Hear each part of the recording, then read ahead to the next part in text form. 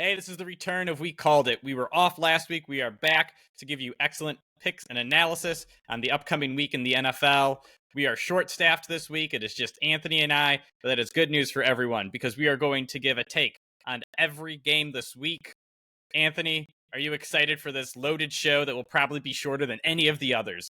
Oh yeah, see, more volumes of picks means I'm closer to 50-50 right there, baby. That's good for me. So I mean, if I go over this week, I will be very upset. But That no, will get your face deleted once more, and you will not. that would be. I would be like Ken and Connor. You guys have to make the show. I will send you computers. Whatever's going on at home with these errors, these laptop malfunctions, they need to stop. We need you back, guys. Hop on your cell phone. You can use that. Come on, it's the 21st century. Right. All right. So before we get started, JJ Watt rookie card giveaway at 100 subscribers. We are getting close. Please subscribe. You can hear all of our analysis. Use it for fantasy football, betting picks, whatever you want to do with it. It is all excellent information, and you have the chance to win a JJ Watt rookie card. What's better than that? But you can put it up next to like mini helmets like I have or something. Anyways, let's get to it. We will start with games that we are more confident in, and then at the end we will go through all the games that we don't have. We'll call them picks, but we won't charge each other for that. And by that I mean we won't record it towards our season record. So, Anthony, you were telling me Jets on Monday Night Football against the Chargers as home underdogs is your favorite pick of the week. Prime time night. Everyone knows the Chargers stink in prime time. Jets are still trying to make that playoff push. I think they still believe with this defense they got. Breece Hall running the ball like an animal. Honestly, the dual threat of Breece Hall has just been awesome since he came back off injury. I think getting 3 at home at a primetime game, Robert Saleh's been a great coach in primetime games. I feel like whenever he's in the spotlight, he shows up to play. He gets his team ready. Chargers, this is just like it's one of those games where, they're coming off a win, feeling good. Everyone's on the Chargers bandwagon again. And then Staley lets you down. I just hope this is one of those games where they blow it and it's another incrimination on Staley's firing. It's one step closer to where what we got with McDaniels this week, him out of the Raiders organization.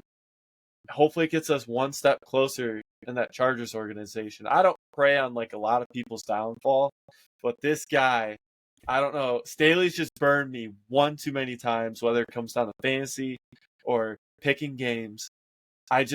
I feel like this team's potential is too good to lose to a Jets team. I think giving the Jets 3, even if the Chargers win this game, they only win by a field goal, maybe a weird 2-point, 1-point game. Herbert's got to go down and win the game for him. I like the Jets +3 at home. Yeah, kind of teased one day we were going to have a Festivus episode where we air our grievances with many of the NFL people. Connor needs to be here for that because he is the most vocal and emotional about these things. So Brandon Staley, spoiler alert, will definitely be on that list to be screamed at, and it will be known how much he has disappointed us this year. You mentioned Josh McDaniels, so I'm going to go there and say, you know what? There's always a surprise. When coaches get fired, teams actually rebound really well because schemes are not usual. Players rally, and you heard the passive-aggressive nature between Josh Jacobs, Devontae Adams when questioned about the offense. They're like, oh, I don't know. That's not my job. I don't call plays, and I can't say anything, or I'm going to get in trouble. And now Josh McDaniels is gone. Thank goodness. That man is one of the worst. Like, the PFF pointed out that he has 2 of the 10 worst coaching stints in, like, the last 10 years. Like, not only was he one of the worst coaches for someone to ever have hired, he went and he did the exact same thing again. He demolishes offenses and brings in his guys and makes the offenses worse and then gets fired. It's remarkable how much that guy ruins teams. Now they're just saying, screw it. We're leaning into Aiden O'Connell, and we're blowing up whatever the doo-doo was that Josh McDaniels left here. I expect Davante Adams to have a big game. Now, the Giants are on their third string quarterback, and we saw them complete, like, I think they had 10 passing yards last week. I know the weather was a factor, but I also believe Max Crosby is going to get in there and be a problem. And I don't think the Giants are going to be able to throw the ball. They couldn't when they were healthy. They couldn't with Tyrod Taylor, and it's just going to be way worse now. So I think the Chargers absolutely can come out and have a rebound or, do it for the skipper kind of coach game and, help Antonio Pierce prove that he might be a viable NFL coach one day. The Raiders come out, get the W. Davante Adams, big game. Let's go Raiders. Yeah, hammer that Davante Adams 80+ yards. I'm feeling that. One other quick thing about the Raiders. They are paying Josh McDaniels and what's his John name? Gruden. John Gruden.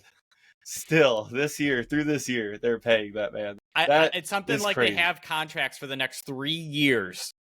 Is what they're getting paid for. So just remember, if you want a high-paying job that is apparently very easy to get and will pay you for 3 years after you've been fired, call the Raiders. They are actually looking for people. They're looking for a head coach. The funniest take I saw was, it's like, let's not be negative. Let's say the Raiders promoted internally rather than fired. Right. Yeah, that's a good way to look at it. All right, let's go on. What's your next best pick? Let's see. What do I got? I gotta scroll. I gotta remember what I picked. I'm on the Cincinnati bandwagon with the rest of you guys. Would you say that you believe in Joe Burrow? I believe in Joe Burrow. I've become a believer in games like this. I'm just more of a believer in Burrow than I am in Josh Allen right now. It feels like rookie, like second year Josh Allen all over again. We're getting just playoff Josh Allen. Like, he's just choking games, and like, it's not even just him. I don't blame a lot of it on him. It's definitely a lot of just the overall the game management of the Bills. It's just, I like McDermott. I think he's a good coach, but at some point the questions have to be asked if like they make another playoff push and get bounced out in the AFC Championship or the divisional round. You got to talk about firing him, which sucks because he's such a good coach. But it doesn't seem to be working out, and sometimes change is good for an organization. But I think Cincinnati's clicking on all cylinders again. That defense, we see it every year. It gets better as the season goes on. They're at home, only -1.5 against a pretty good Bills team. I just feel like this has Joe Burrow winning by like a touchdown all over it, or a very close margin. But I think the Bengals just own the Bills as of recently. They're going to pull away with that dub. Yeah, I'm with you on this pick. I absolutely believe in Joe Burrow. What they did last week is show, like, Joe Burrow finally looked healthy. He was moving really well. He took a couple shots, which, if there's anyone I wish would slide, it is him. But he always lowers his shoulders and gets hit. And it's like, dude, come on. That's not your Josh Allen can do that, not you. But he was feeding T. Higgins. He was feeding Jamar Chase and Tyler Boyd. It was just boom, boom, boom, boom, boom. They knew the pass rush was coming, so it was quick throws. And then even after they set up the quick throws, they had the fake screen that led to a Jamar Chase touchdown late in the game to really separate and give them that 2-score lead. So we weren't here last week, and I told you I took the Bengals -9. That's how confident I was in them, and I was rewarded for it. So I'm going to stick with the Bengals, keep riding them. -1.5, which is pretty much saying they're going to win. It's going to happen. And it's like you said, Bills are letdowns in big games, and the Bengals always show up for big games. I don't know how they do it, but they are definitely one of the best big game teams in the NFL. Last year, I think they started out slow, about 4-4, and then they went on a crazy run where they won like 6 or 7 straight games, and 5 or 6 of those opponents were playoff teams. So didn't matter who was in their way. They just went right through them. So I'm so excited to be able to bet Joe Burrow Sunday Night Football. If it wasn't so cold in Cincinnati, I would be at that game. Instead, I'm going to be warm on my couch and just enjoying it instead of sitting, freezing my tush off. My next pick, it has got to be Seattle versus Baltimore. Now, I wanted Cleveland, but I took Cleveland last week. It was +4, so it pushed. But I am known for hating the Seahawks. I do not like them. I do not like them here or there. I'm Sam I am, all that good stuff. But no, Geno Smith, I think, is overrated. I think he has a ton of weapons, and it consistently is like he has to put up a 250-yard game and barely win for us to say, that's exactly who he's supposed to be. The Ravens, on the other hand, I feel like all they do is underachieve and win games. Last week against the Cardinals, underachieved and win games. Now, the Lions game was the one exception, but I still think they bounced back against a serious team. They show up. They're number one or like top 3 in both offense and defense because of how they just play a fast, erratic game and make everyone's life a nightmare. Seattle's defense isn't going to be able to stop this offense. They couldn't stop the 4th-string Browns last week. How are they going to stop the 1st-string Ravens? And then the Ravens defense is very talented. It's going to be able to match up with the Seahawks at all levels.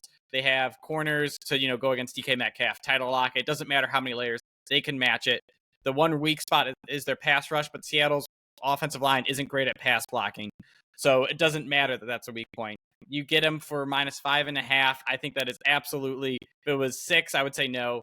5.5. I am very excited to take the Ravens and watch them start the downfall of the Seattle Seahawks, because the Seahawks have a tough stretch coming up. I think it's like multiple games against the 49ers and the Cowboys and the Eagles and stuff like that. So I'm so excited that it starts here, the first of many losses to come for Seattle. Anthony, where are you going next? Let's see. I'm going to go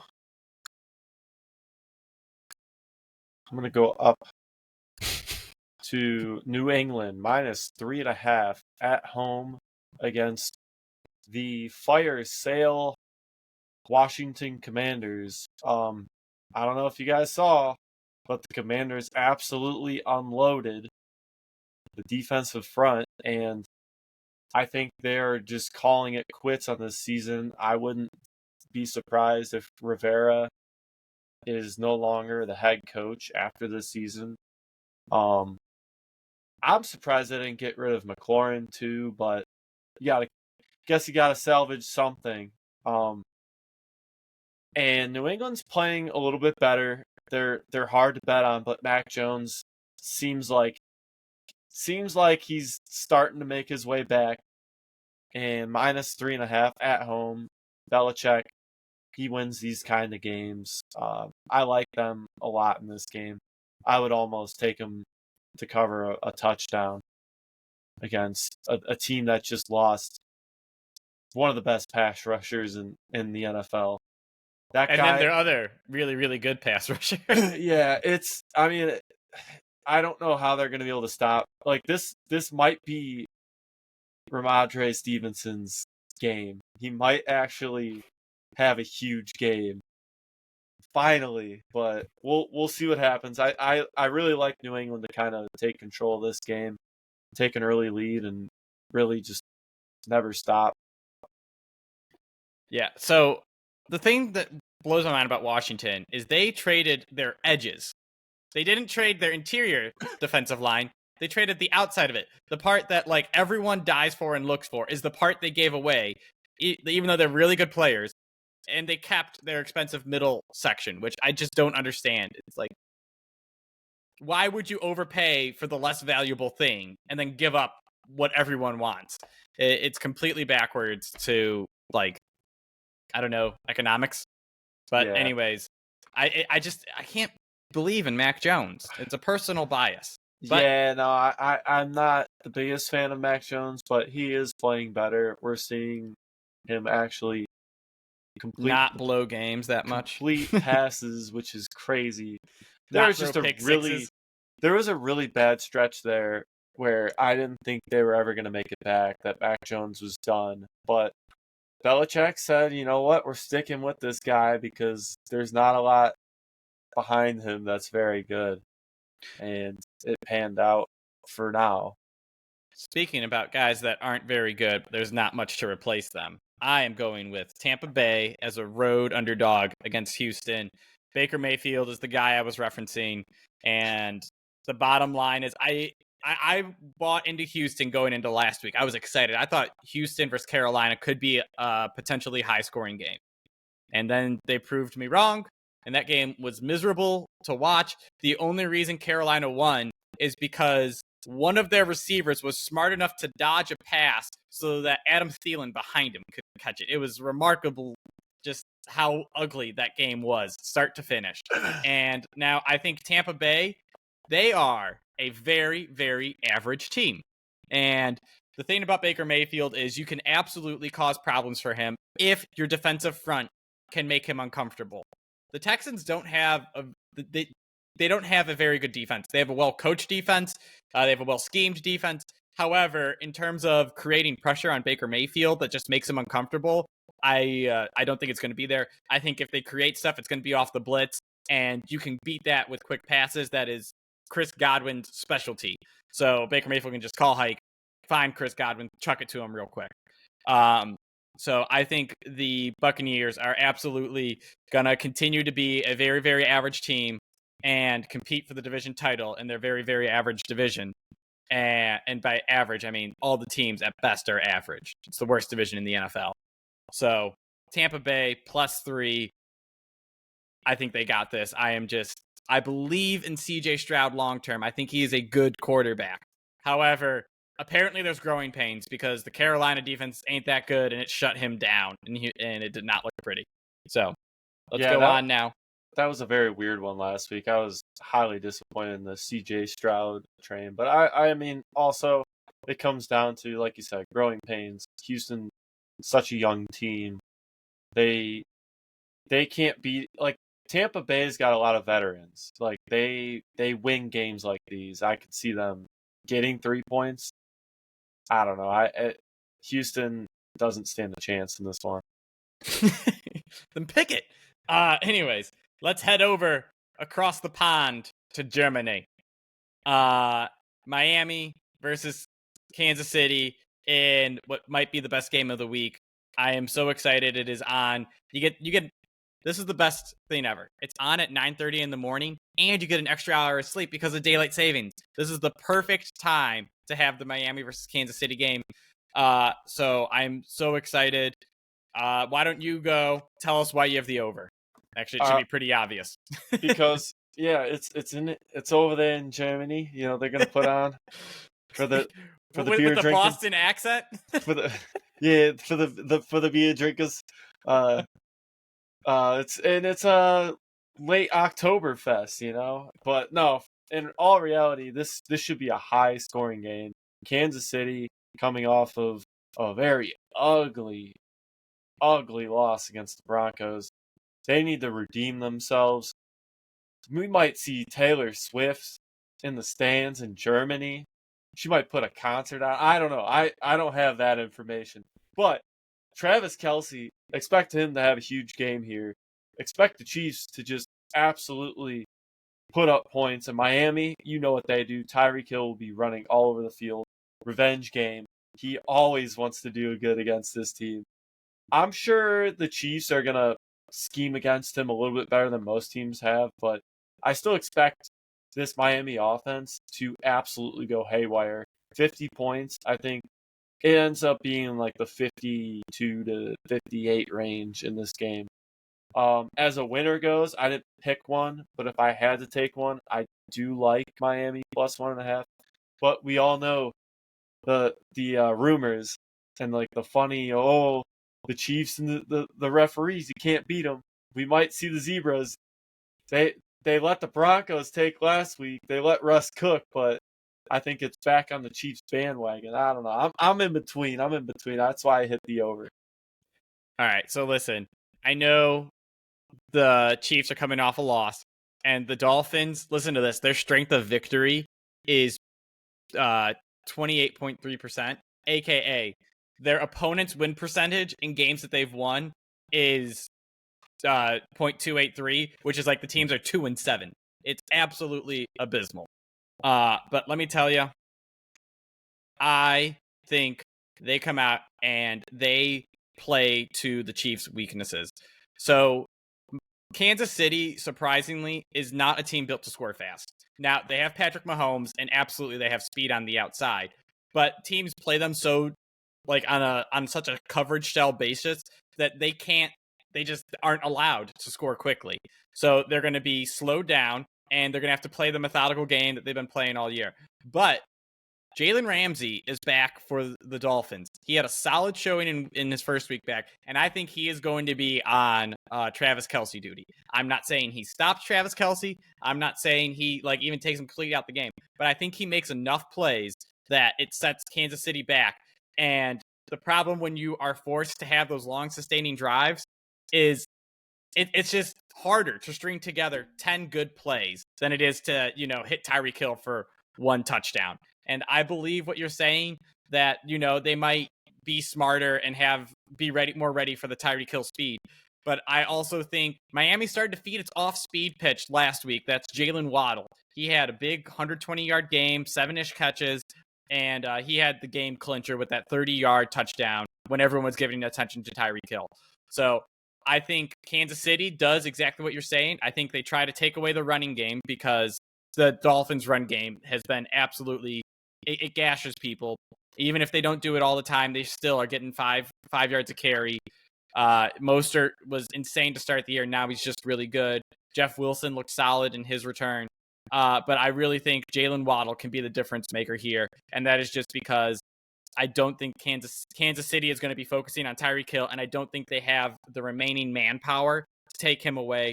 Everyone says Kansas City, they did so well in the draft across the last few years. They hit on all these defensive players, young defensive players against Jalen Waddle, an elite wide receiver. It's like at some point the talent mismatch is just and athleticism mismatch is just going to show up. And I think this is it. I've been banging on a big Jalen Waddle game for so long. Last week, he had a really, really good game, and I think he can do it one more time. I'm taking the underdog again, and the reason is, even if they lose, I got 1.5 to cover, and I could see this one being like 30-28 because of a last-second score. So I am happy to take the point and believe in Miami to turn around its luck against, successful teams, because that has not been its MO that far this season. All right. Our last game, we each have a pick on. Dallas versus Philly. The alleged game of the week per Richard Sherman. He's hyping it up as everyone's waiting for this game. Tell you who isn't. Me. I'll cover that in a minute. You have the under, though. Why are you taking the under? Well, you kind of touched on it. It's like, yeah, it's going to be a good game to watch, but it's going to be a defensive game. It's a rivalry. Both of these teams want to win that division. Philly's got the lead. It's at home. I like Philly -3, but it could go either way in my opinion. I just don't think this is going to be a high-scoring game. I think both of these teams know each other very well, and we've seen Dallas's offense be absolute trash when they play a good defense. Philly's defense is playing really, really well, and that offense loves to run the ball. We know all about the Philly shove. It's one of the most devastating plays you have to go up against. Nobody knows how to stop it. And when that play is happening on Philly's own 20-yard line, they're just shoving to get a first down and killing more clock. This game's gonna be done before you know it. I can expect this to be a fast game. I think both teams want to run. Both teams want to kill the clock. Both teams don't want to let up that big play to A.J. Brown or CeeDee Lamb on the other side. I just don't see it being over 46 at all. I could see it being a 24-10 Philly win or the other way around. Yeah, so I got Philly -3, and here's why. Because I don't like Dallas. I don't think they're good at football. I think Dak Prescott's overrated. It's very obvious. I've said it all the time. I don't think CeeDee Lamb is he is a perfect Dallas Cowboy. He will go in and he will light up your garbage defense, get you 130 yards or whatever he did last week and a couple touchdowns and look like the superstar. But when the lights are the brightest, he disappears, and so does this offense. Now, you know who doesn't? A.J. Brown. The Eagles were being mopped by the Commanders last week, and he straight up said, no, I'm done with this. He had 2 straight up Moss-level touchdowns where he went up, got the ball, and made the corner, who was in perfect defensive position, look like a high schooler trying to guard him. He moved up in my like favorite receiver rankings, man. He's top 2 or 3 now. So I am so excited. I got a little helmet of him right up there, the Tennessee one.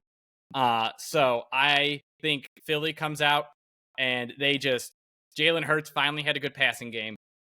A.J. Brown showed he's unstoppable, and they still have Devonta Smith as a number 2. So I think they just come out and they assert their dominance and they put Dallas in their place. Philly -3 all the way. This is not the game of the week because it's not going to be a good game to watch. Sorry, Richard Sherman, you're wrong. You don't think Dallas is going to put up a fight, huh?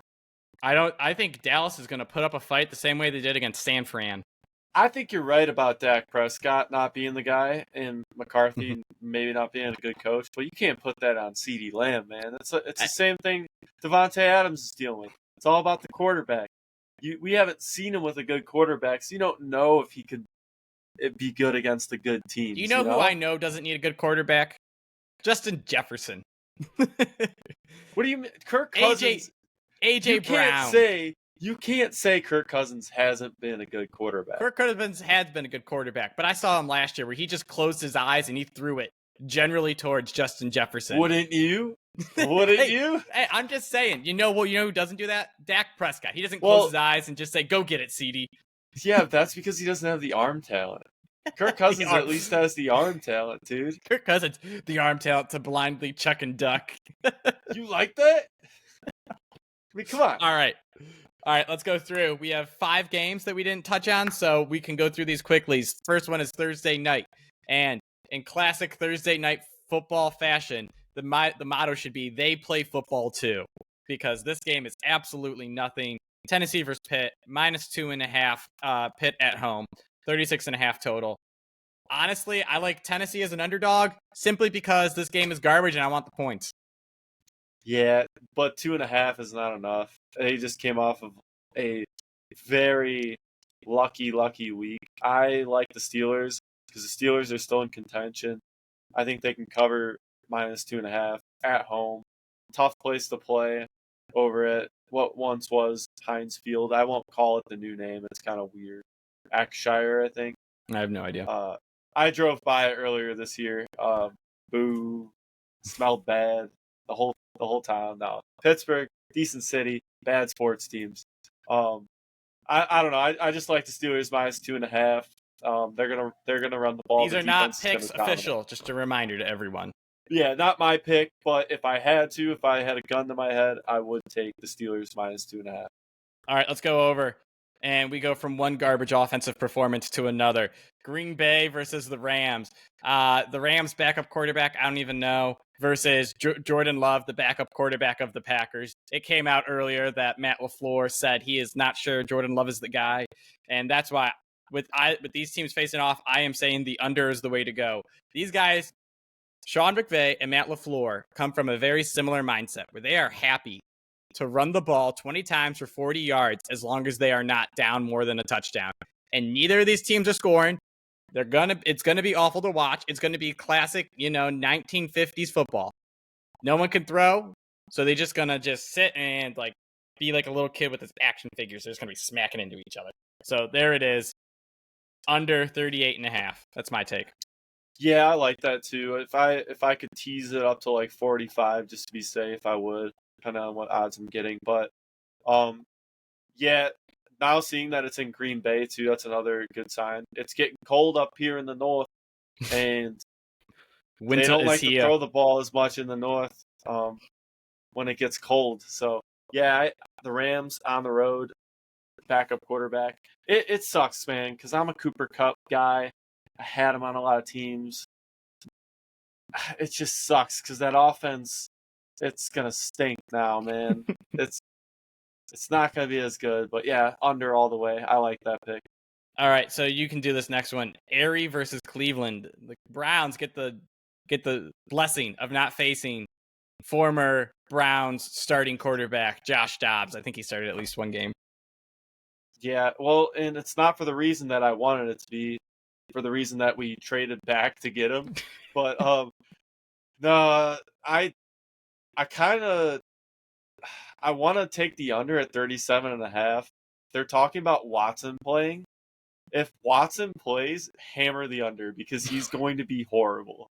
Like there's something clearly wrong with him, and it's the same thing the Browns did with Baker, where they're like, "Ah, yeah, we got this injured quarterback. His shoulders hurt. His throwing shoulder. He says he's okay, so you know what? He's got to be okay. If he says he's okay, he's fine medically. He's medically cleared. Whatever. If he's not throwing the ball good, don't throw him out there. Just that simple. Like maybe he's just not a good quarterback. Even with Walker in there, you should be pretty okay with the under. Arizona, new quarterback, might not be that good. I don't know. It's gonna be a low scoring game. It's in Cleveland. Gonna be cold this weekend. I like the under. I like a lot of running because Cleveland needs to win this game. The defense has been dominant. It's been a little rough the last couple of weeks, but I think they'll get their bearings back at home.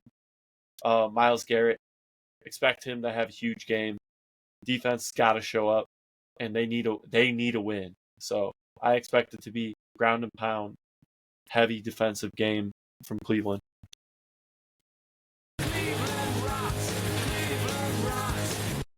That's right. I'm going with the Browns to cover in this one. I think their defense is gonna. Huh? I think 8 points. I think Myles Garrett gets 2 touchdowns. I hope so. That'd be great.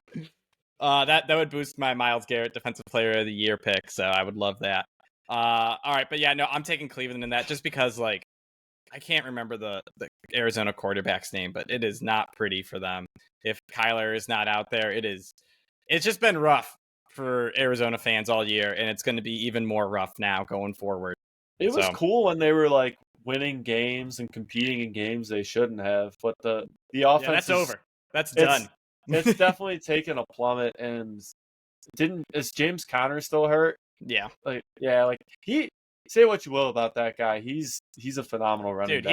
He was playing fantastic.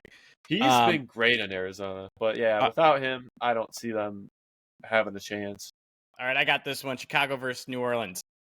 New Orleans, if their defense is anything like what we thought they were at the beginning of the year, they're just going to win this game 30-7, similar to the Chargers.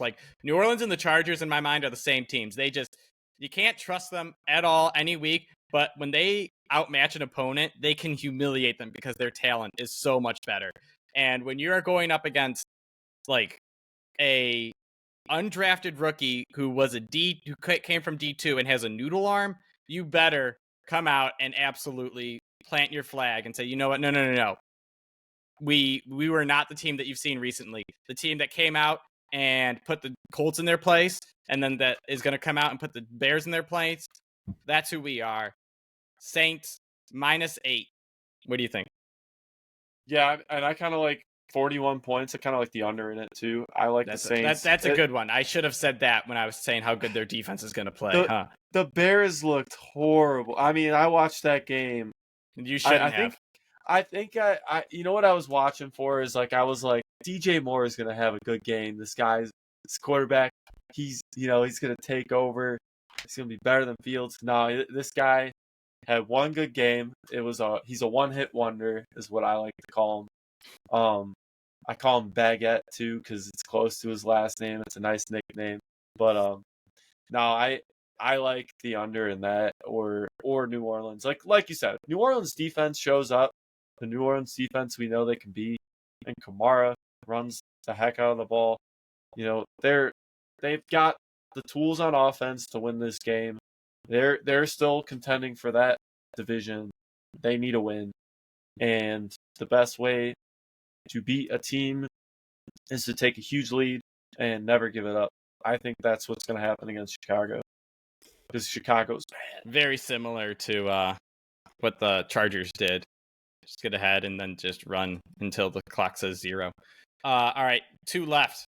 Minnesota versus Atlanta. I was so excited to take Minnesota. I didn't care what the spread was. I didn't care if it was 3.5, 4.5. If 5.5 minus Minnesota. I was going to take them in this spot. And now I'm not touching it with a 10-foot pole because they're on their backup quarterback and they don't have Justin Jefferson. So Atlanta finally made a smart move, benching Desmond Ridder, who tries to just drop the ball literally and give it away. I'm so excited to see this offense with Taylor Heineke just chucking. He has some Fitz magic to him, some Jameis Winston to him. He's going to chuck it to his playmakers. That's Drake London. That's Kyle Pitts. I'm excited to see what these guys do when given the chance for more 50-50 balls. So even though I hate Arthur Smith, I'm going to do it. I'm going to take I would take Atlanta minus 4.5 here. Not actually betting it, but just saying. It's not a real pick. I love me some Heineke. But yeah, if we're betting on every game this week, Atlanta minus 4.5, it feels safe against Minnesota on their backup quarterback. Or Josh Dobbs on a week. Oh no, I think they announced Dobbs will not start because it's bring up a good point though. Maybe it's not Arthur Smith's fault, and it has been Ritter's fault this whole time.